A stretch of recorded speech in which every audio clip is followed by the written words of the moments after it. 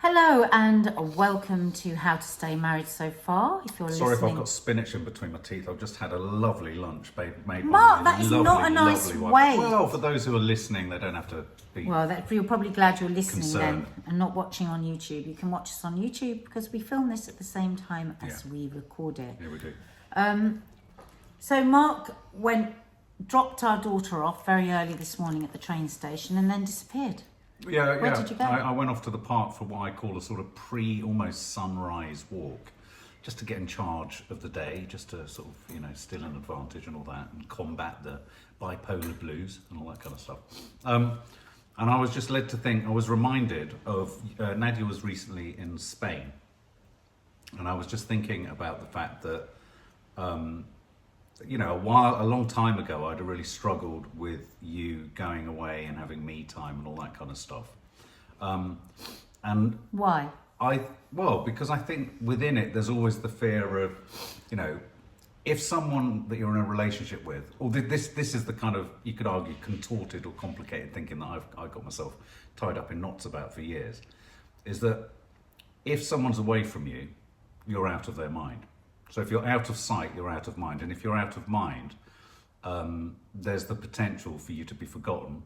And then once forgotten, moved on from. And then once We're moved then on in from. a Shirley Valentine situation. And then once, well, no, not even in just a Shirley Valentine sort of way. But I think when I think back to the relationships that I saw as a child, and there was only one, it was my nan and granddad.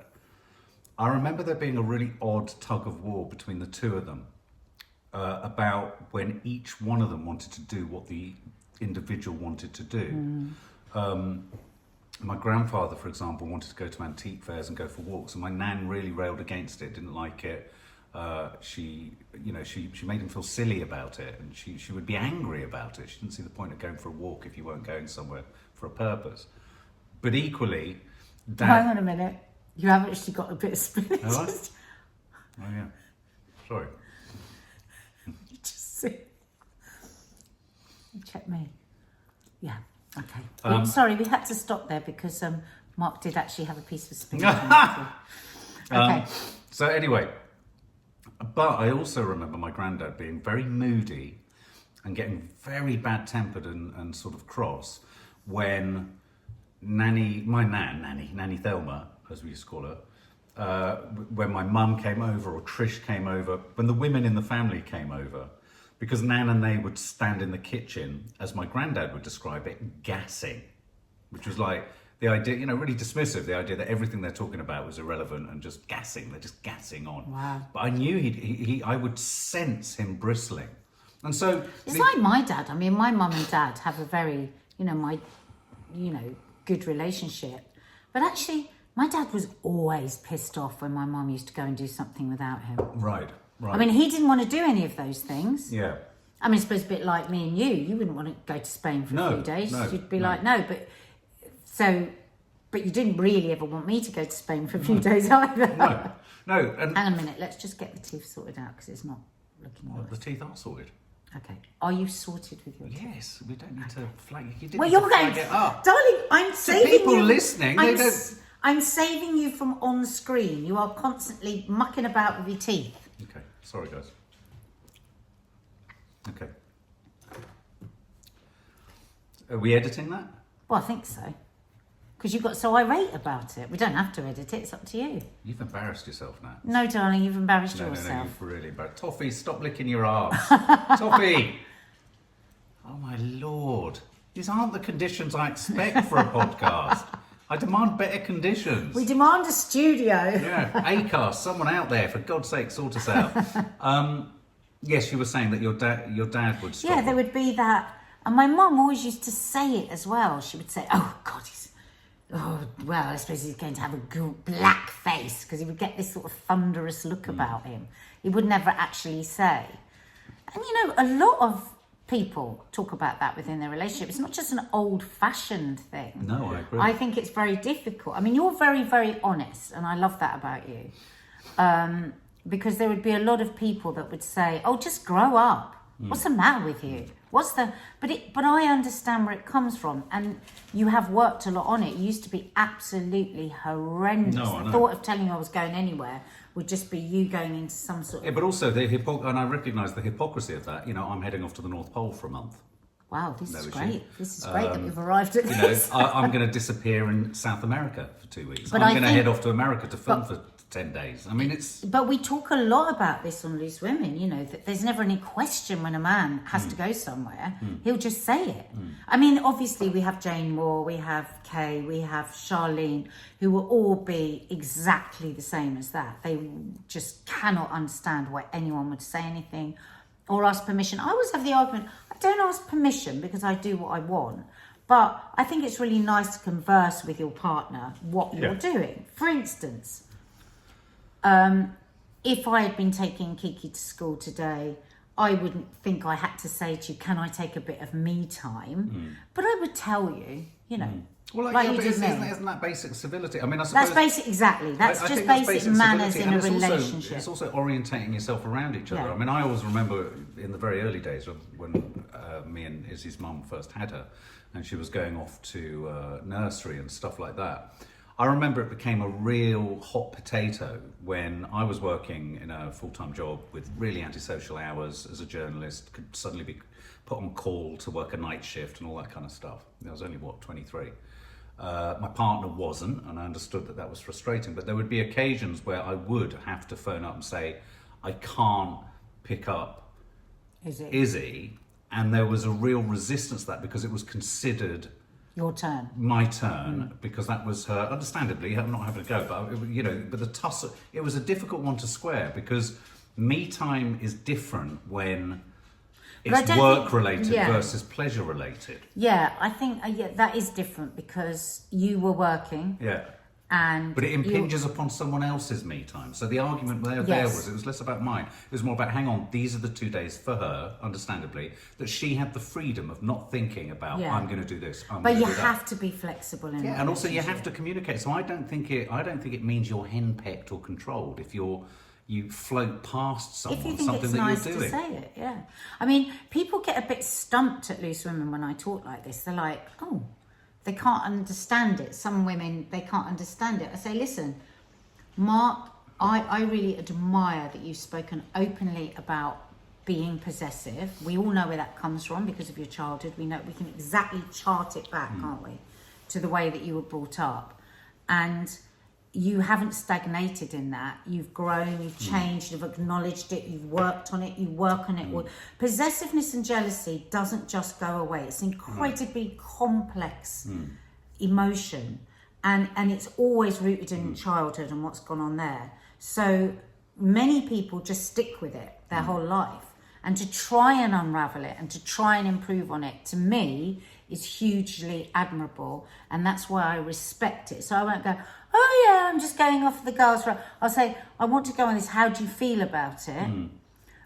If you said to me, well, actually, I feel really awkward and unhappy about it, I would say, well, is that, if you're putting yourself in my position, is that fair to me? You know, we would negotiate it. I'm not going to ever not do something just because somebody doesn't want me to do it. No. Because, and if you're a younger person in a relationship and you're listening to this, I would definitely say that Mark and I made those mistakes when we were earlier on in our relationship, because it's easier when you're early on in a relationship, where I would compromise, where I would go, oh God, I'm just actually not going to go to that because Mark will be this and Mark will be that. It doesn't work. Somebody's jealousy doesn't heal that way. Well, it's like an addiction. It really doesn't. Like what happens is that they'll want more and more and more, and then you'll do less and less and less.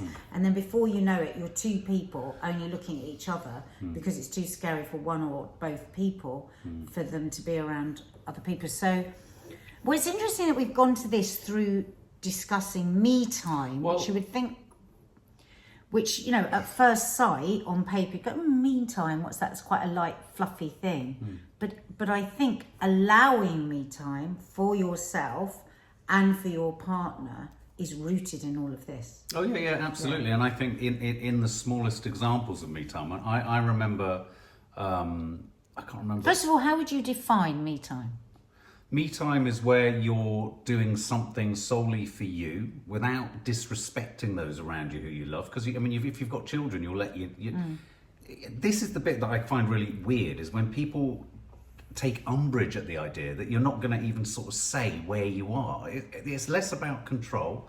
It's sometimes about practicalities, especially when you're in a family, letting the kids know you're back at this time, letting your kids know where you are, letting your partner know, well, I think I'm not gonna some be there. partners use that as an excuse to have a bit more control than they would normally have, though. Well, I'm Because sure. say you've got teenagers and your partner's going to be at home, everyone's going to be all right, everyone's going to get back, everyone's going to get fed. But sometimes that can be, well, it definitely is. Well, what will the kids eat? Well, what will this, what will that? No, I get that. And so it's a balance of that as well, because it's quite good to go, well, I don't know, I suppose you'll all eat. I mean, I think okay, so in answer to what you're asking, me time is time without guilt for yourself.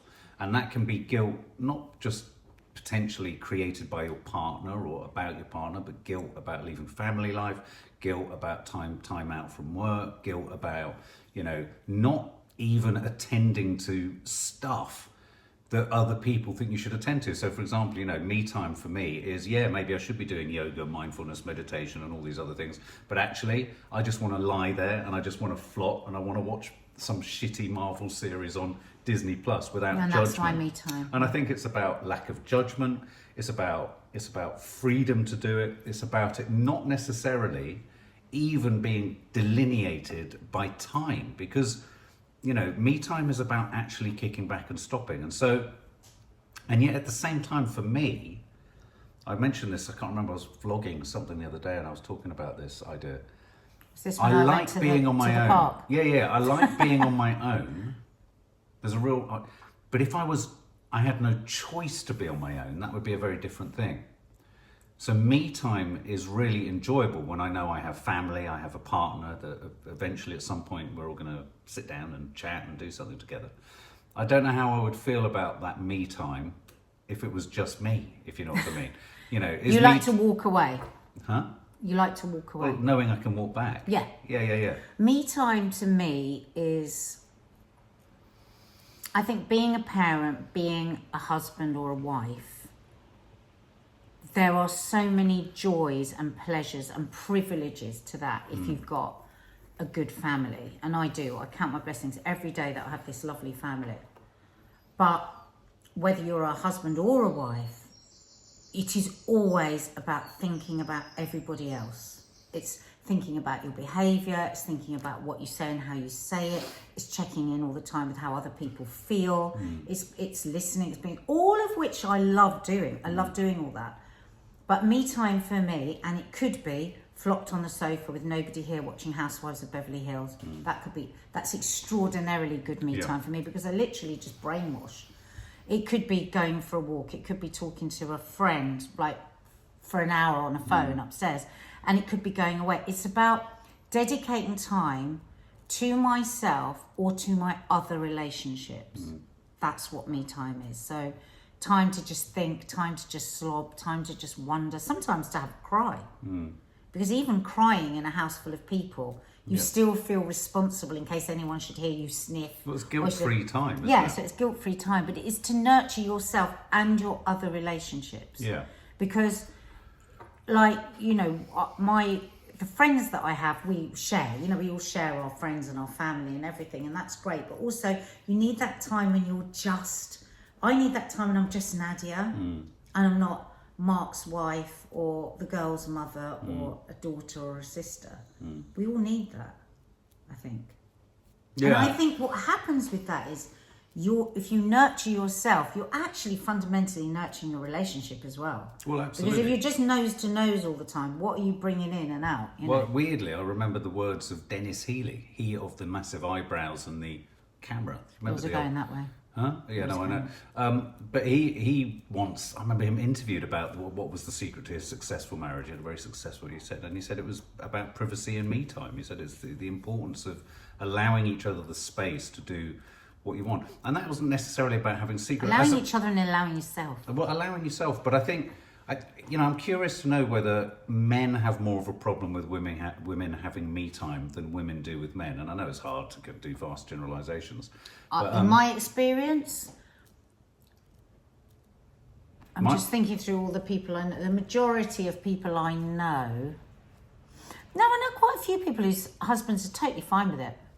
Yeah, but do they want to escape the wife, or do they does the wife want to escape? Though you see, if I think about it as a subject, But why do we call it escape? No, I know, because I think See, that's what straight it is. away that's a derogatory connotation. But it is escape. So, for example, but I don't whilst you think we were should think about it as escape. I think for we should example, think whilst about you it were away, it struck me in the mornings. You know, we both have incredibly different approaches to the morning, to the point that I think we are entirely incompatible. Absolutely. In a morning. And it brings me as much unhappiness as it brings you, that I pull you down. It brings me as much unhappiness that, I know we talked about this idea of toxic positivity, which is not what I'm saying it is, but it so hijacks my ability to function in the morning.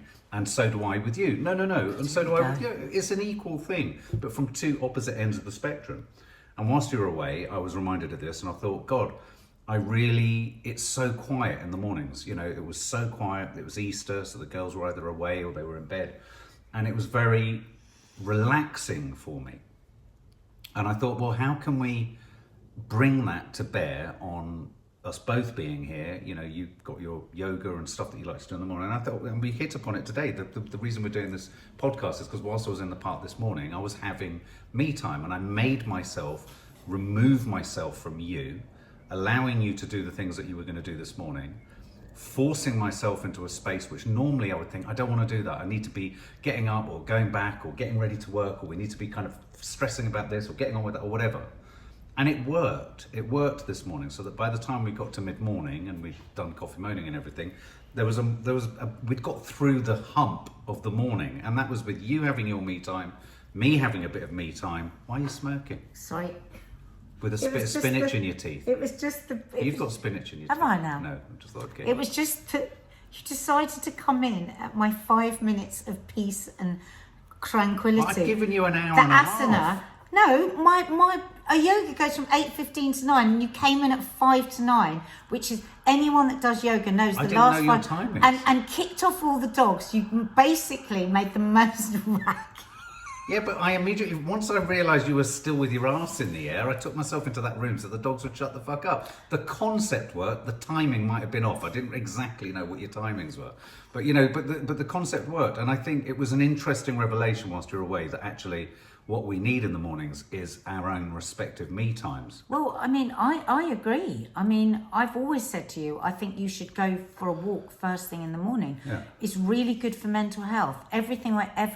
All the people that I follow, all the articles I've ever read, they say, obviously, if somebody's in deep depression, it's a very different thing. But for general mental health, get up, get out in nature, early morning will set your body clock, set your mind straight, and you have that time to think. And we work very hard. You know, once we're back here, we're filming all day, you're editing. We work really, really hard, and we seem to finally have got to a bit of a place. If we can maintain this, where you go out in the morning, I'm here doing my stuff, I'm joyful, you're not joyful. It's hard to live with somebody that isn't joyful in the morning. It's really hard to live with someone who's 20 years. insanely joyful. It's hard. Every morning. It's Every hard. morning. And then when you try to introduce into our marriage that what I am is toxic I didn't positivity. say that's what you were. This bloody woman on Instagram I didn't has say written that's this what you were. bloody book. Yeah, called even I don't Toxic. agree with that. I do think it's kind of stretching the envelope Jesus. a bit. But I want to go to a really important part of the whole me time thing, because we've talked about it. It slipped into jealousy, it slipped into control, it slipped into possessiveness, it slipped into fear and all that kind of stuff. But sometimes, is it not just about a very understandable and justifiable worry that if someone finds too much solace in that me time, they may ultimately never want to return to us time? And I'm talking about codependency and stuff like this. I seem to Well, you remember, are talking about codependency. You're talking about codependency and jealousy. Yeah, I can't remember what relationship it was. It was either someone you knew or someone I knew. It's not actually something I've gone through. But right down to if someone read a book, the partner would feel... Was your mum? Would feel... Your mum used to say that about her partner.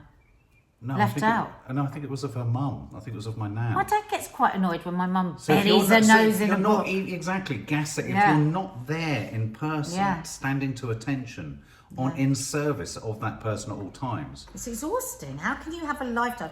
If you're planning to stay to marriage until the day you die, how can you? I mean, we are very I want locked to do in. adventuring for the rest of my life. We are very locked into each other, and I Yeah. think we both like that, and we are codependent, and we're okay with that. We tried to have therapy to make us not codependent. We didn't really like it, so we went back to being codependent. Didn't we? Do you was remember? It odd. was like, Yeah, it was this odd. is really weird. We're really trying to just completely change. Yeah. And because I think we're both Scorpios and we're quite intense, that intensity is good, but it's very important for us to be mindful that we don't just do that, because it's not healthy, it's not good for a relationship. But also your me time often pivots around other people, whereas my me time really pivots around me time on my own. I would like to have more time in the house by myself. Right, yeah. I like just every so often, like an hour. And I think this is the case for everybody, isn't it? You come home and then you're all home together, and, you know, and weekends you're all together, which is lovely. Don't get me wrong, I wouldn't change any of that.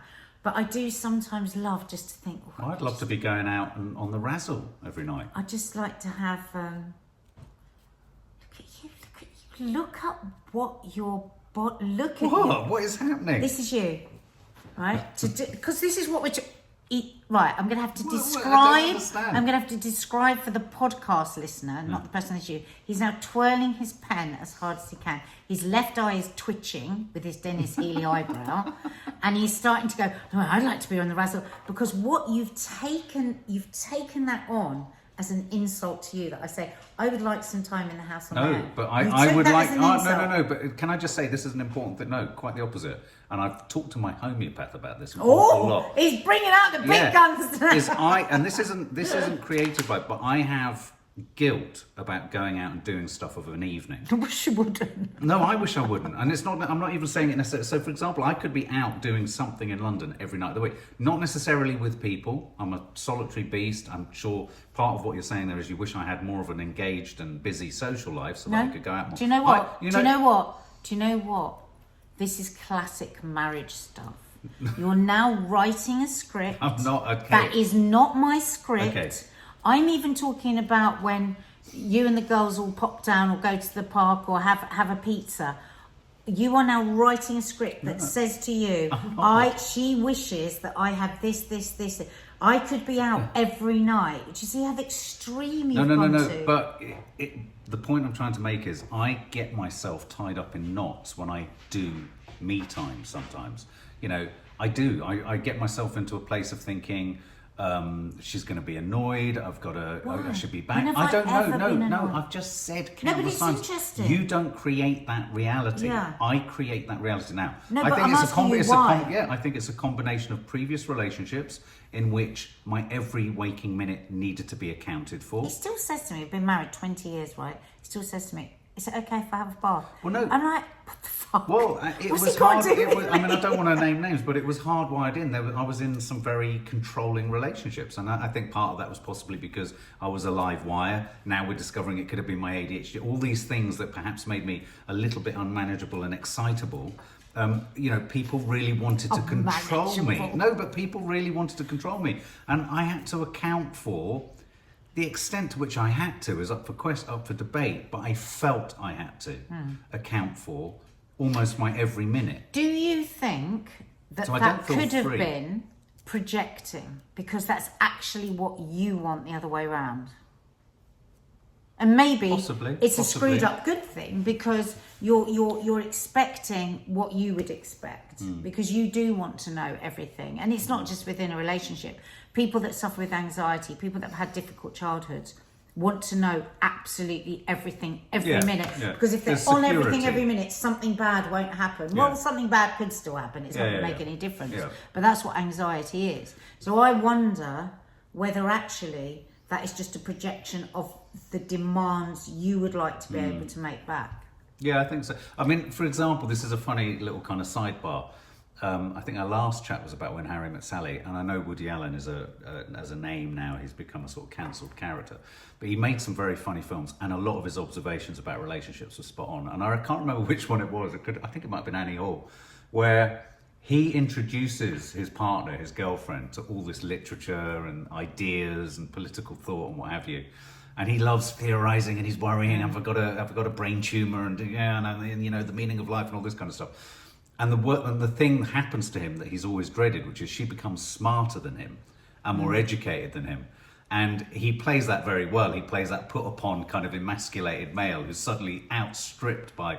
And I always remember that being a real fear of mine. I remember thinking, oh, what do I do if I lure someone in with my mind and they're attracted to me and they supersede me? What would I do? I mean, I don't know how this is to do with me No, time, but I mean, think... let's face it, there's not a single thing in life that you don't worry about. That's very true. I mean, to worry about that. I know. Jesus Christ. Yeah. So I suppose baked into me time is the idea that there will never be us time again, and that you've lost As you interest say it out in loud, you does time. it sound as silly as it is? But I'm hoping that a number of people relate to this. And this isn't some arbitrary. Somebody do relate to this remark. Yeah, I think, but I also do think men struggle with it more, and I do think it's that Shirley Valentine thing. I think men worry. I think men do worry that if a lot of women, if given a bit of space and brevity to consider and think about things, which me time would allow them, they may feel a freedom that means that they want to move on. And maybe that's because a lot of that. men aren't treating women, actually deep down they know they're not treating them in the way that they should. Or Maybe. the way that woman wants. Yeah. So for instance, if we're really picking at it, at the times when you were very controlling with your jealousy and everything, your fear was that I might meet somebody else. But actually probably what was rooted in was that you knew you were suffocating me, which is a dangerous thing to do to any person. Because even somebody that loves a person, if you suffocate them enough, they are going to want to breathe. They're going to need to get oxygen because they can't breathe. So I think, and if you think of the partner that might be, and it doesn't have to be a husband, I mean, even in a same-sex relationship, if you've got one partner that is taking the other one for granted, that is repeatedly not helping in the house in the way they've asked, or completely repeatedly falling asleep on the sofa, or always on their computer, they've been told that hundreds of times. Go back to a podcast that we did a couple of weeks ago about the guy who said his drip was what brought about his divorce. If you are living that kind of relationship, you're going to know that you're not pulling your weight in that relationship. So you are going to probably get a bit more controlling. Whereas actually probably what you could do is just be a bit nicer. Maybe just listen a bit more to your partner and what they're asking I agree. of you. But I can think of, just in sort of like, as we kind of get to the end, I can think of a guy who I know who was in a relationship whose partner is very, very me time. He's not jealous. He's not controlling. His partner is very me. Very into having their me time. Right. They live sort of. They're not codependent, all that kind of stuff. But he was feeling very sort of like, well, there's me time, and then there's when is there us time type thing. It's like being in a relationship, but only wanting me time, even though the partner that you're not wanting to be with is okay with it because they're not jealous, they're not this, that, the other. But actually they would just like you to step a little bit towards them. I think there's sometimes I see relationships where I think, bloody hell, she could perhaps tip a little bit more in towards the two of them rather than just take, that's take, a different take, thing. take. That's escaping, and I think that's a very different subject when people grow but so that's far where apart. But I think with you say it's a different thing, but I think the fear of me time is that it becomes escape time. But I mean, it's, for instance, whenever I go off and I do something, you probably don't even notice. I'll always say to you, should we go out for a meal, or should we stay in a hotel, or should we? Because I think it's about just balancing that back out. And also, when you spend a bit of time away from each other, it actually, you step away and you really appreciate. Though I have to say, you never sounded once when I spoke to you from Spain like you were missing me or you appreciated me at all. No. In fact, you said to me, I'm just wondering how on earth I can have it this nice when you're back. No, I was just talking about the mornings. How can I get rid of you in the morning? Yeah, so in a sense, we mustn't be around each other in the mornings, and I should go out every evening. If you're going to be a tosser, you're going to regret it. If you're going to keep talking like that when I've said something, and you take the wrong end of the stick and run with it with a baton under your arm, you will pay a price. No, you've got spinach coming out of your nose. You've seriously got spinach just on your bottom tooth. You have got spinach coming out of your nose. And your breath smells of garlic. There you go, Love guys. you. Bye.